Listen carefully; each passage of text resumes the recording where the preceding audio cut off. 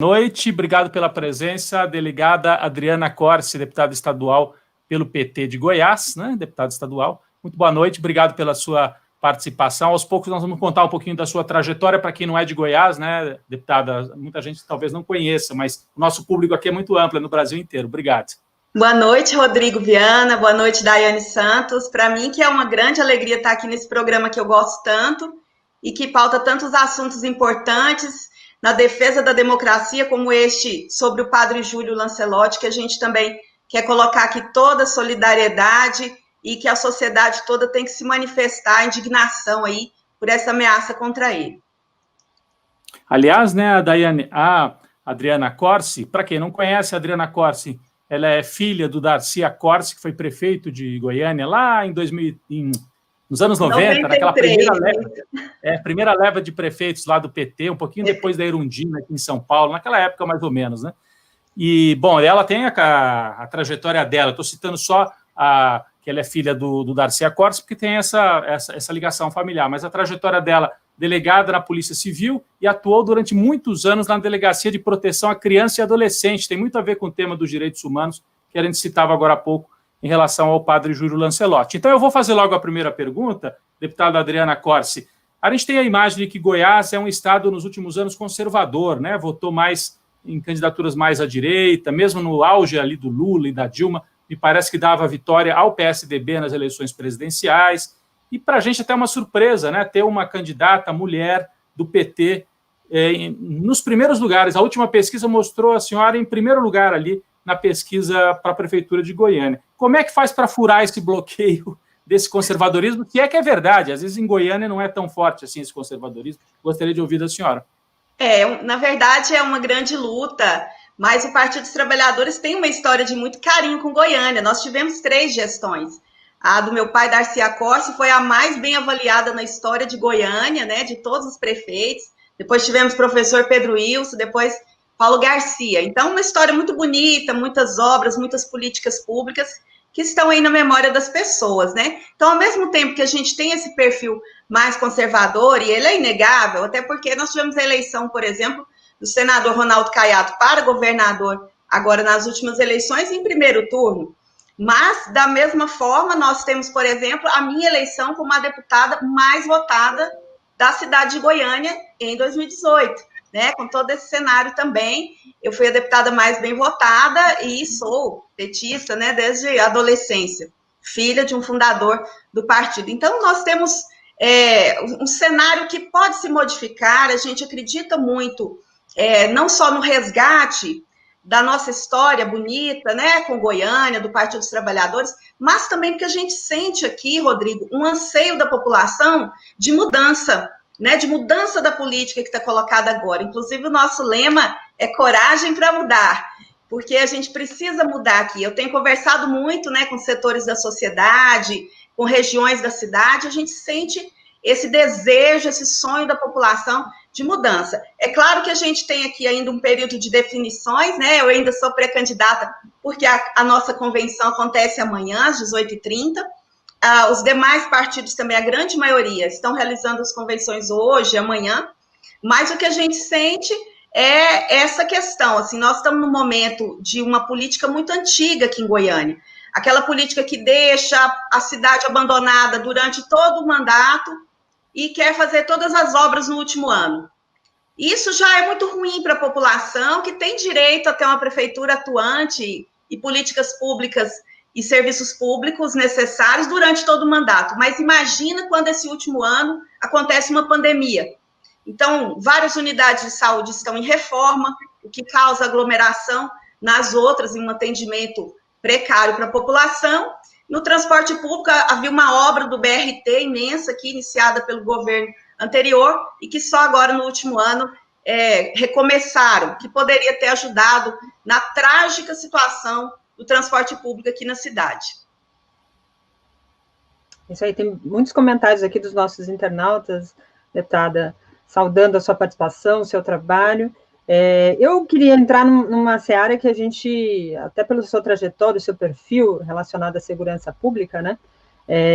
Para quem não sabe, a Adriana Corsi tem uma trajetória como delegada de polícia, né, de civil aí de Goiás, há mais de 20 anos, é deputado estadual em seu segundo mandato.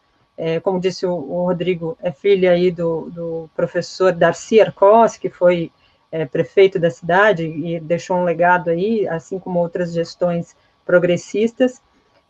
Entrando nessa questão da segurança, que é um tema que foi muito utilizado e ainda é muito utilizado até pelo governo federal em sua campanha, a esquerda ainda tem muitas discussões em relação a esse caminho da segurança pública, e a gente percebe que o discurso que temos da esquerda ainda não consegue penetrar de forma que as pessoas entendam que a esquerda não defende bandido, né? Ela defende direitos humanos, e ao defender direitos humanos, está defendendo o direito de todos. Mas esse discurso foi muito criminalizado, principalmente pelos meios de comunicação, e a direita se aproveitou desse gancho. Como tratar esse tema de forma que a gente consiga, primeiro, trazer o debate de forma a esclarecer a população e, segundo, de fato, resolver as questões latentes da vida da população?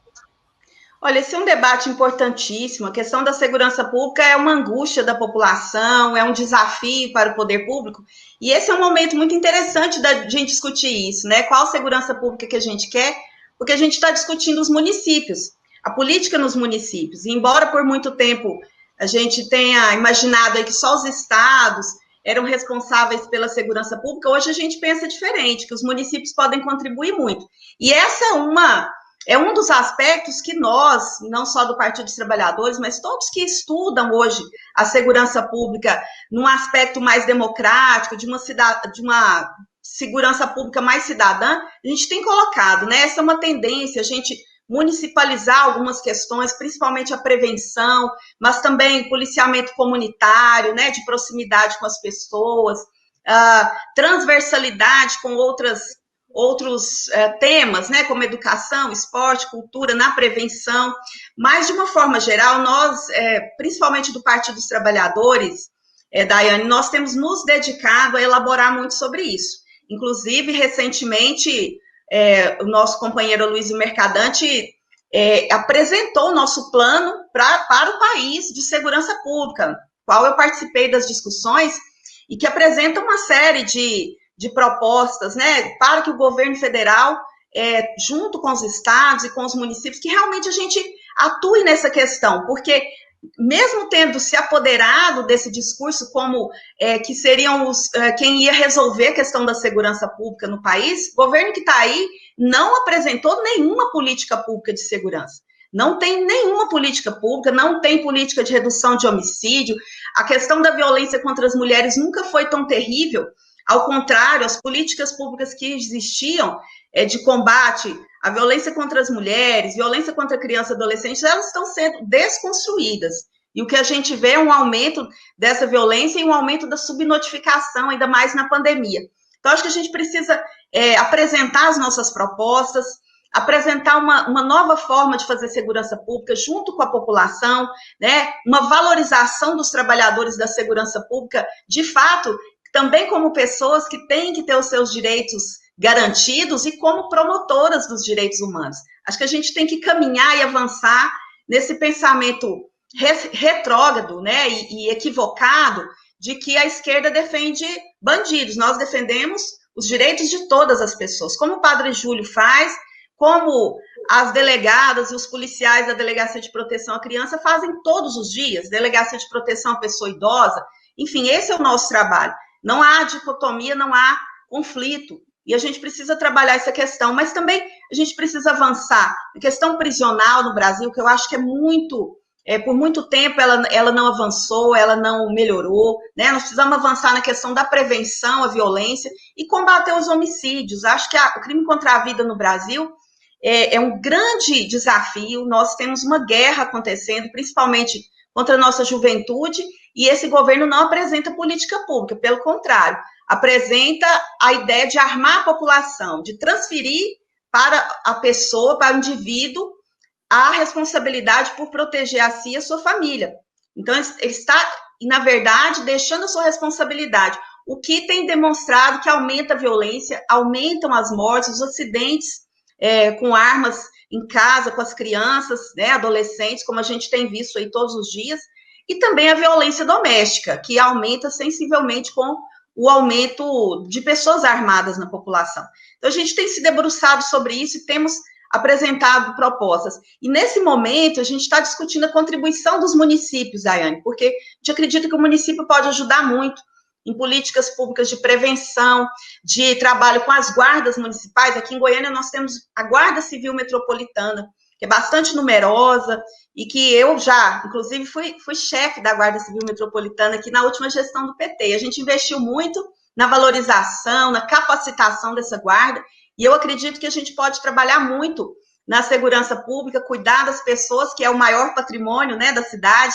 Hoje as guardas não existem mais só para cuidar do patrimônio físico, né, dos prédios, mas também das pessoas, que são o maior patrimônio.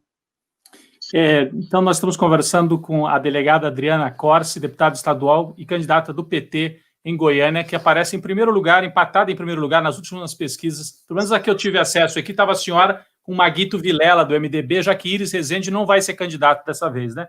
Exatamente. O atual prefeito, né, que é o Iris Rezende, que até poucos dias atrás seria candidato à reeleição, mas que aparentemente desistiu. Ainda aguardamos até amanhã. Vamos aguardar. Ela é pré-candidata, na verdade, tem que ainda fazer a convenção do PT amanhã, dia 16. Bom, muita gente aqui, muitas mulheres aqui saudando a presença de uma mulher candidata em Goiânia. Os homens também, inclusive eu estava aqui com o Devanir Ribeiro, que é um fundador do PT aqui de São Paulo, dizendo: eu convivi muito com o seu pai, ele dizia aqui. Nossa, obrigada pela lembrança. Meu pai faleceu há 5 anos, e a gente, por onde eu ando em Goiânia e também fora, né, encontro amigos e pessoas que se lembram dele. Muito obrigada, Ivanir.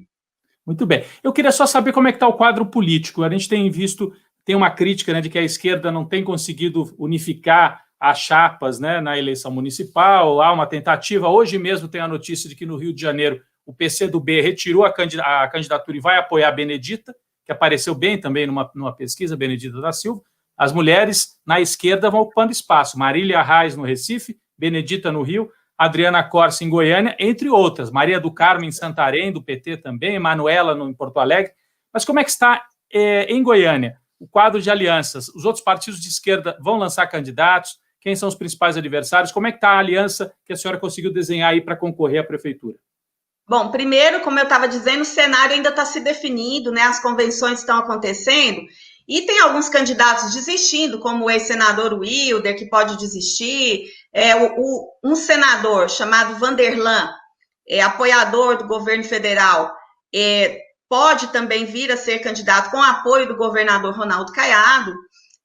Então, assim, isso está se definindo agora. E esses debates sobre as alianças estão acontecendo também de forma muito, muito frenética nesse momento, né? Hoje tivemos várias conversas e amanhã devemos terminar. Então, a gente busca, assim, aqui, Rodrigo, assim como aconteceu em outras cidades, principalmente com os partidos de esquerda, do campo democrático popular, ter alianças. Mas, até o momento, a decisão da maioria dos partidos de esquerda aqui, como o PSOL, né, que tem candidata mulher também, como a Rede, tem candidata, enfim, a maioria está se decidindo por ter seus candidatos próprios. Então, a gente ainda está conversando nesse sentido. Mas eu fico muito feliz, porque em várias cidades, em várias capitais, a gente tem conseguido fazer alianças ainda no primeiro turno. Eu gostaria muito de fazer aqui, sou a pré-candidata da esquerda mais bem colocada nas pesquisas, e estou totalmente à disposição para dialogar com os demais partidos. Nós temos nos dedicado a esse diálogo aqui nesse momento, e a gente espera ter bons resultados amanhã. Muito bem. Tem muitos comentários aqui dos nossos Mandar um abraço, internautas. Obrigada a todo mundo que está comentando aí. Goiânia nunca teve uma prefeita, né? A gente sonha aí de poder ser a primeira mulher, embora sejamos maioria da população e dos eleitores aqui em Goiânia, mas nunca tivemos uma prefeita. E a gente acredita que é a hora agora de ter uma delegada aqui para cuidar da cidade. Bom, Paula Beiro, minha candidata Adriana, vamos em frente, mandou aqui no superchat. A Kelly Yama também no superchat, diz: deputada Adriana Corsi, você tem todo o nosso apoio, professora Jesus do Liceu de legal. Goiânia e Kelly Domingues, ex-aluna do Liceu, pessoal mandando aqui o seu apoio à deputada. Reforçando essa ideia de ser uma candidata mulher, nós percebemos que hoje no Brasil há um movimento muito forte por parte das mulheres em diversas candidaturas, e principalmente puxando aí as chapas para candidatas a prefeita. O que a senhora atribui a esse momento das mulheres nas campanhas, na participação política, ser mais forte, e, de fato, como é que isso pode se reverter em voto? Numa cidade, por exemplo, como Goiânia, que tem essa tradição um pouco mais ligada ao mundo do agronegócio, o mundo rural, que tende também a ser um pouco mais machista, até por conta mesmo da fala que a senhora faz de ser a primeira prefeita de Goiânia. Como é que isso, nesse ambiente em que as mulheres estão avançando, buscando seus espaços, lutando cada vez mais por seus espaços, como é que isso pode se converter em votos? Bom, eu vejo esse número grande de candidaturas, inclusive aqui pela primeira vez teremos 4 candidatas, né? Ou no momento temos 4 pré-candidatas mulheres, o que nunca havia acontecido aqui na cidade. Eu acredito que é resultado de todo um movimento que nós temos feito, né? Da caminhada pelos direitos da mulher, pela participação e presença das mulheres nos espaços de poder e decisão. Então, é uma luta muito grande, né, que já acontece há décadas, e aqui no Brasil, muito difícil. Nós somos um dos países que tem menos mulheres nos espaços políticos. Então, é uma grande luta, e eu acredito que esse maior número esse ano é resultado, né, desse processo que nós temos construído ao longo dos anos. Por outro lado, também, eu acredito que é uma reação, porque nós estamos num momento político de grande retrocesso nessas políticas sociais, nesses pensamentos de avanço das chamadas minorias, e esse retrocesso, ele teve resultado nas últimas eleições. Para você ter uma ideia, Goiânia, que já teve 7 deputadas estaduais, Goiás, aliás, entre 41 deputados, hoje tem 2. Eu sou uma delas, e só tem mais uma. Resultado desse momento político também que a gente atravessa, de grande retrocesso, dos avanços identitários, dos avanços das chamadas minorias e do avanço da democracia. Então, é uma reação que acontece a tudo isso, né? Porque essas eleições, elas são estratégicas para a gente transformar também esse momento político que a gente atravessa, de grande retrocesso, de coação aos direitos, né, de avanço sobre a democracia. Então, eu acredito que é uma reação dos movimentos democráticos, tanto que a maior parte das candidaturas, pré-candidaturas de mulheres, são de partidos de esquerda. O Partido dos Trabalhadores tem promovido essa presença das mulheres nos espaços de decisão. Para ter uma ideia, que a presidenta de Goiânia é mulher, de Goiás é mulher, e a nacional também. Então, nosso partido tem instâncias paritárias já há vários anos, e procura-se ter políticas de incentivo e de promoção da participação da mulher. Eu acho que os partidos de esquerda têm tido uma movimentação maior nesse sentido de garantir a nossa presença. E, por isso, nos sentimos também num espaço mais democrático. Portanto, eu acredito que é uma reação, e de que terá reação também nas urnas. Uma esperança que eu tenho, porque essas eleições, elas podem fortalecer as forças democráticas no Brasil, para que em 2022 nós possamos ter pelo menos um democrata ou uma democrata na presidência do Brasil. Bem, outras pessoas lembrando, né, a presença muito forte do seu pai. O pai da Adriana foi meu professor de filosofia, diz a Leila Brito. Foi professor por quase 50 anos aqui nas universidades de Goiânia, na PUC, na Federal, e a alegria dele era encontrar alunos. Obrigada, Leila. Que legal. E agora, vamos retomar aqui a trajetória da Adriana, que é o que está em foco aqui nesse momento. Mas é claro, eu vejo que ela tem a alegria de falar do pai, não é um problema, é algo a mais, né? Tem orgulho. Agora, Adriana, você acha que o fato de ser delegada, né? Você vem da polícia, nós estamos num momento em que no Brasil esse discurso da ordem, da polícia, de que tem que ser tudo na base da arma, né? O Bolsonaro, o símbolo da campanha era uma arma.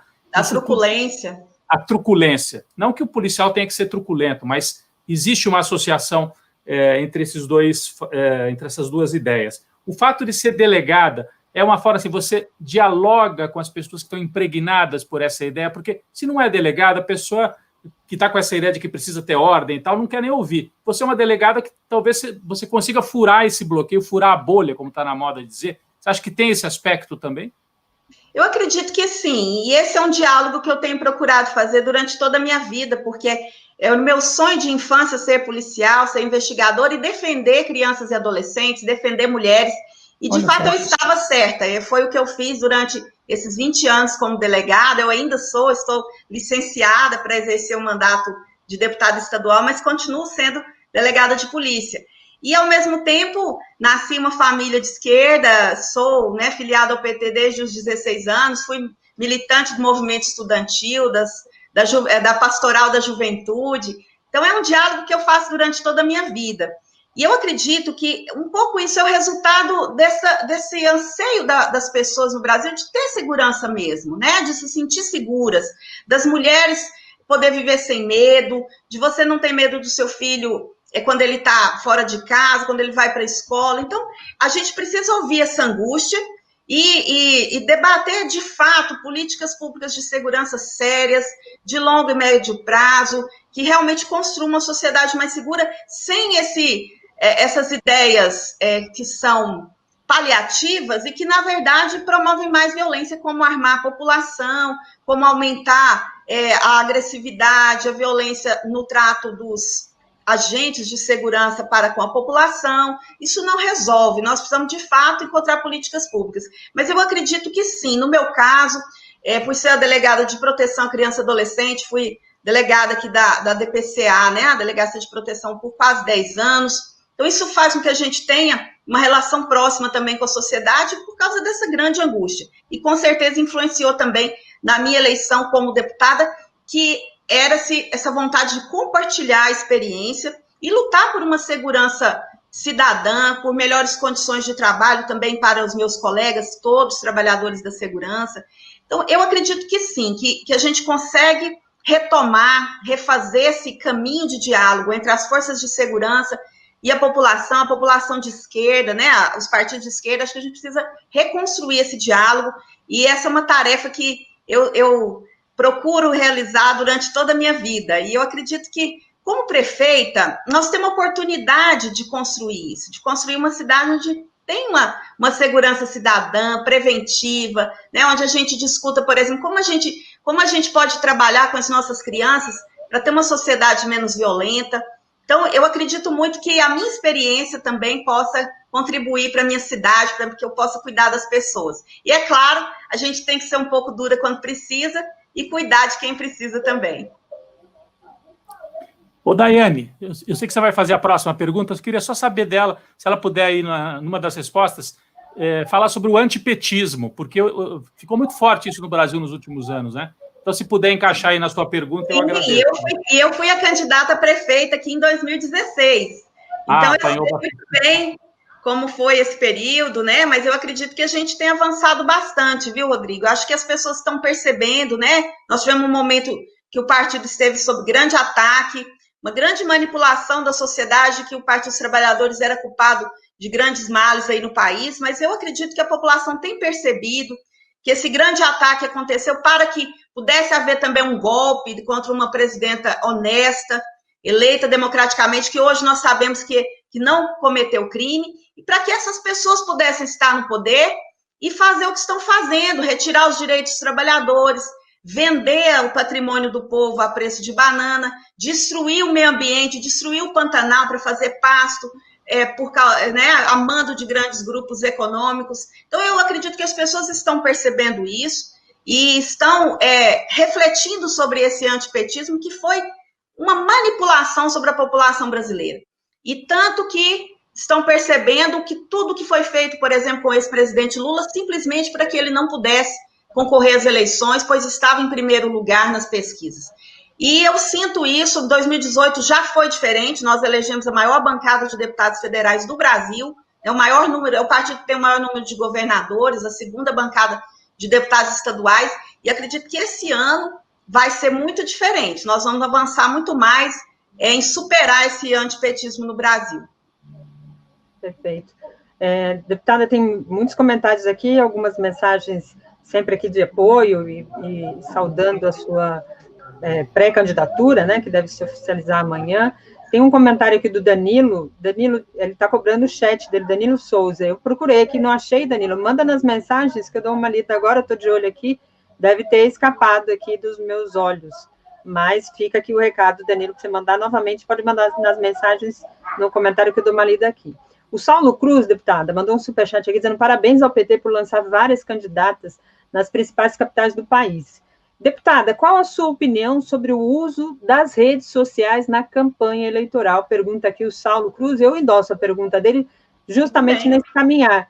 Vai ser uma eleição muito feita a partir da internet, das redes sociais, por conta da pandemia. Como é que vocês do PT aí em Goiânia estão trabalhando essa campanha que difere de todos os momentos do Brasil, né?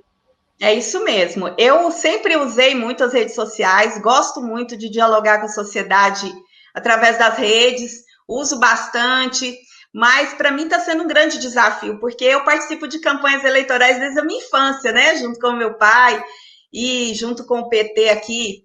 Fui a primeira presidente da juventude do PT em Goiânia. Então, sempre participei e gosto muito desse contato pessoal, né? De abraçar as pessoas, de conversar, de ir às casas das pessoas.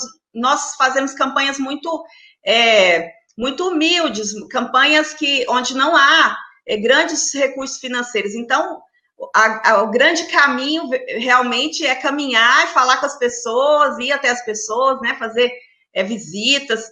Enfim, a gente trabalha muito assim. Eu estou sentindo muita falta, mas nós conseguimos aqui nos superar, aprender a trabalhar com as redes sociais, com o StreamYard, com o Zoom. Estão ensinando todo mundo. Aqui é um estado onde muita gente vive ainda na zona rural, mas as pessoas têm se dedicado a aprender. Então, aqui em Goiânia, por exemplo, nós fizemos muitas reuniões para construir o plano de governo, reuniões temáticas, né, saúde, educação, transporte público, reuniões por regiões da cidade, ainda estamos fazendo, e conversando com toda a população. Então, a gente faz reunião, chama o diretor da escola, a professora, o padre, o pastor, a liderança ali da juventude, convidamos todo mundo, que seja do partido ou não, para a gente conversar. Então, a gente está fazendo um plano de governo bem democrático. E, ao mesmo tempo, eu tenho participado de debates aqui, já começaram sabatinas, né? E debates com os setores da sociedade, e eu faço questão de participar de todos.